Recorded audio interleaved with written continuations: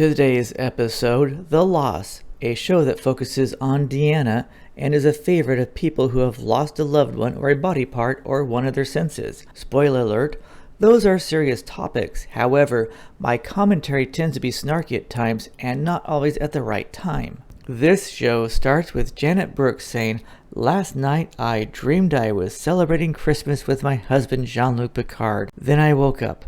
Deanna says, "We all have those fantasies about the captain, but you are here to talk about your late husband." Janet now says she's fully recovered from the loss of her husband, and Deanna's like, "You're full of shit." Then Deanna says, "I have proof of that. I mean, what kind of a wife would throw away her own husband's ashes?" Now for a nice female bonding grief scene, which would mean something way different in today's Hollywood. Deanna and Janet talk about the second baseman. "I'm not so sure about Janet getting her husband's ashes back. She might toss them out an airlock next." When Janet leaves, Deanna says, "What in the world was I thinking? I am so glad that nonsense is finally over." She really trash talks her clients when they're gone, doesn't she? The first point is lost in this show because the Kabul River does not go through the Himalayas. Another point lost for a single set of doors on the turbolift. The Enterprise now gets swept away by two-dimensional space fish swimming upstream to spawn. Picard is thinking, we should have replaced Wesley with the hot girl years ago. Allenby says I number one. Poor Deanna feels like her head is exploding, but I will have to take a point for the cat suit. The next point is lost for opening credits 6 minutes into the show and one for the boom mic shadow.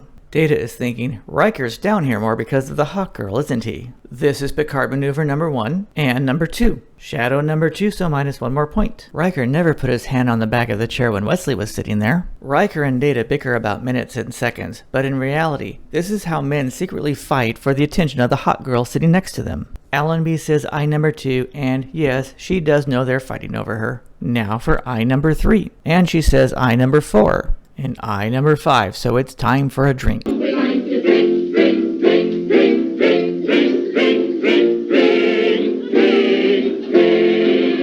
Picard and Riker both shout commands to get Allenby's attention, and she's thinking, both of you are wasting your time. I already did the robot. I tried to come up with a good headache joke, but I didn't. 1 point lost for both of them going to the meeting. Deanna is sick, and Crusher is pretty darn busy. If you have to steer your patient, she is too sick to go anywhere.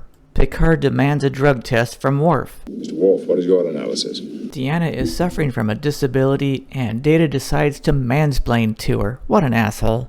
Oh look, they finally took her to sickbay like they were supposed to. Riker shouldn't be here at all, it's not his business, so minus 1 point. Deanna is in denial, the first stage of grief. This comment is no help at all. Beverly tells the therapist to go see a therapist. Those are fighting words. Riker wants to go back to work. He's not even supposed to be in there. I think this is the only episode where you see the Enterprise traveling sideways. It turns out Deanna is afraid of the doorbell. Riker comes in to talk about the second baseman. Deanna is in the second stage of grief, anger, so Riker says, "Screw this, I'm leaving." Probe launch successful. That's what Allenby said.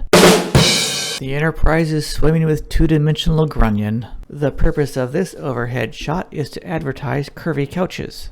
Janet is in the bargaining and depression cycles of grief, and Deanna says, "You're still full of shit." Janet tells Deanna she doesn't know what she's talking about. This is a really cool shot of Data's reflection on the screen. And again, they act like they have never seen life forms in space before. This is Picard maneuver number 4. Deanna throws a shit fit and storms out of the conference room. Geordi and Riker do Picard maneuvers 5 and 6, so it's time for another drink.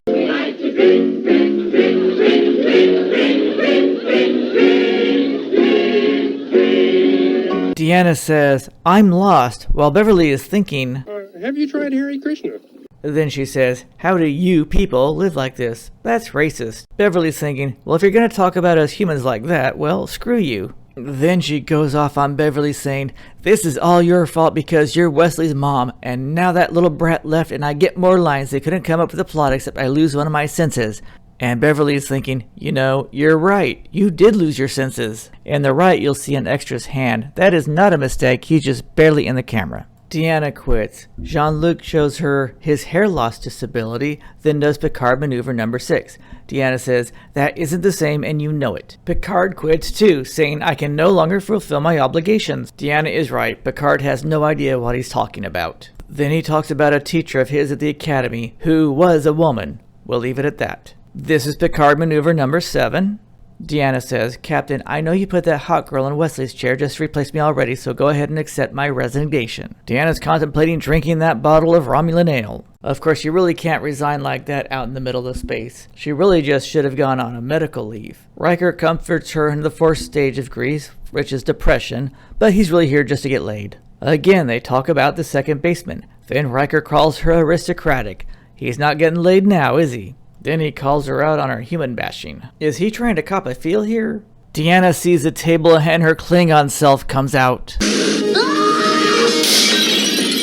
Geordi says, I number 6. Data says, I number 7. Look at this. Guinan takes pleasure at sneaking up on an empath with a disability. How disgusting. Then Guinan says, I'm gonna take your job. Deanna says, you can't do that, you're not in Starfleet. Then Guinan says, all through this series, everyone tells you to mind your own business, then they come talk to me anyways. I might as well get paid for it. Then Deanna says, that's a bunch of crap. You're only doing this because you're a bigger celebrity and always take my lines from me. Then play the victim on The View. Besides, no one will take you seriously as long as you dress like the Flying Nun. Then Guinan says, you told yourself to mind your own business and came in here to talk to me too, so I think I'll do all right. Deanna asks, what kind of a monster are you? Then they talk about the second baseman, and then Guinan tells intimate details about Commander Data. How much money was spent filming Data walking down the bridge from 2 different angles. As usual in Star Trek, the only one on the bridge who doesn't know what a cosmic string is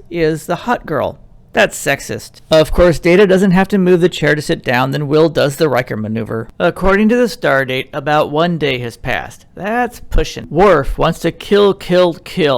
Picard says, must we destroy them to save ourselves? I say, yes. 30 years before the Big Bang Theory, Star Trek proved Sheldon's theory. As you watch the cosmic string, remember, no one ever realized these two were secret lovers. Picard said launch half a dozen, but that's only 5. The creatures didn't react to the photons, and Picard is thinking, we're screwed. Janet came back to talk about the left fielder.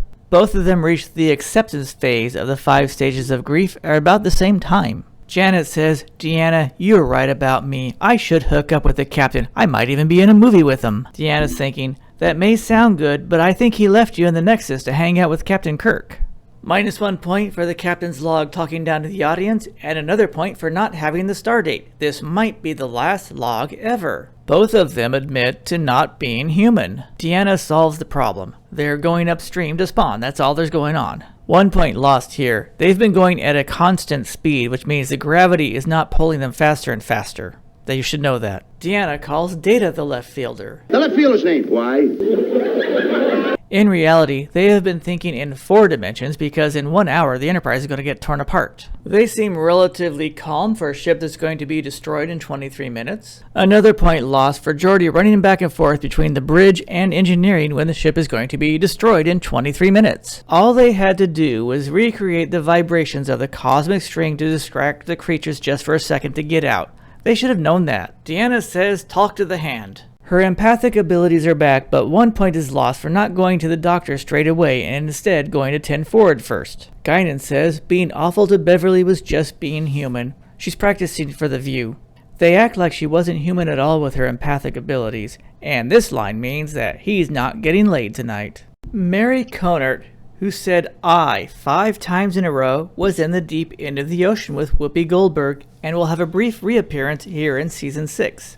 Kim Braden has 30 screen credits, including Laugh-In, and will be back in Generations. The Lost, which covers the loss of loved ones and disabilities, gets a whopping score of 87. Yes! Thanks for viewing. Be sure to leave comments below. Click that like button, the share button, that subscribe button, and I'll see you again soon.